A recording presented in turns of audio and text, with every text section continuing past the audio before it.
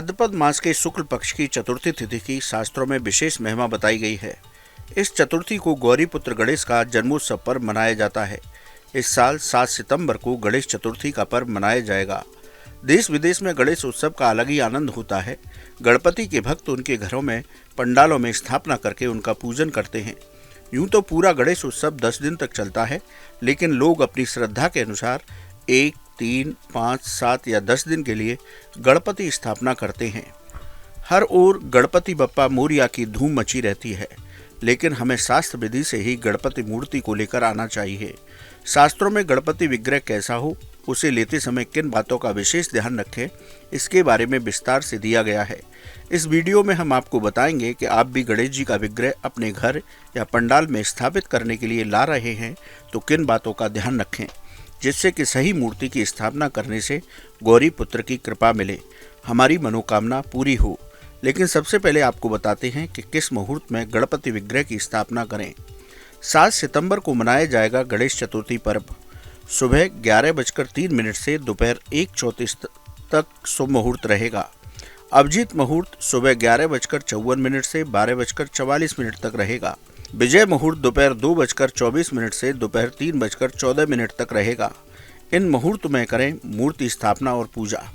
शास्त्रों के अनुसार इस साल हमें इन 3 मुहूर्तों में से किसी एक मुहूर्त में ही गणपति स्थापना और उनकी पूजा करनी चाहिए। शुभ मुहूर्त में पूजा करने से शुभ फलों की प्राप्ति होती है, इसलिए आप भी अपने यहाँ इन मुहूर्तों में गणपति स्थापना कर पूजा करें, जिससे बप्पा की पूरी कृपा प्राप्त हो। आइए अब जानते हैं कि गणपति मूर्ति लेते समय किन बातों का विशेष ध्यान रखें।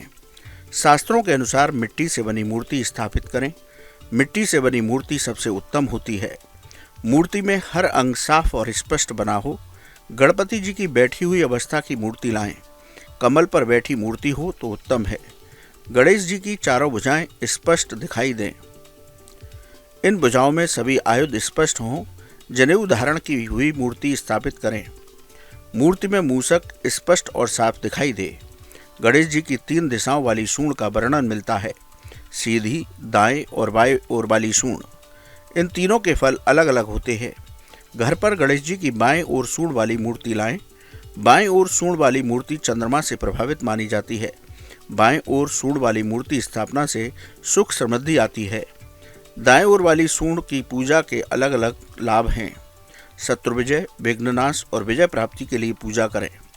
सीधी सूंड वाली मूर्ति की पूजा से रिद्धि सिद्धि मिलती है, मोक्ष और समाधि अवस्था प्राप्त होती है। संत जन सीधी सूंड वाली मूर्ति की उपासना करते हैं।